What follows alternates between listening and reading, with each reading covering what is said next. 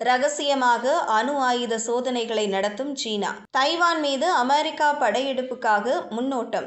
Donald டிரம்பை அலறவிட்டும் Xi Jinping. சீனா ரகசியமாக அணு ஆயுத சோதனைகளை நடத்தி வருவதாகவும், குறிப்பாக இந்த மாதம் மட்டும் அதிக அளவில் சோதனை மேற்கொள்ளப்பட்டிருப்பதாகவும் அமெரிக்கா கூப்பாடு போட ஆரம்பித்துள்ளது. அமெரிக்காவுக்கு மிகப்பெரிய போட்டியாளராக சீனா உருவெடுத்திருக்கிறது. வர்த்தகம் மற்றும் பொருளாதாரத்தில் அமெரிக்காவின் ஆதிக்கத்தை சவால் விட்ட சீனா தற்போது ராணுவ வலிமையிலும் அமெரிக்காவுக்கு போட்டியாக உருவெடுத்திருக்கிறது. குறிப்பாக புதிய தலைமுறை அணு ஆயுதங்களை சீனா உருவாக்கி வருவதாக தகவல்கள் வெளியாகியுள்ளன.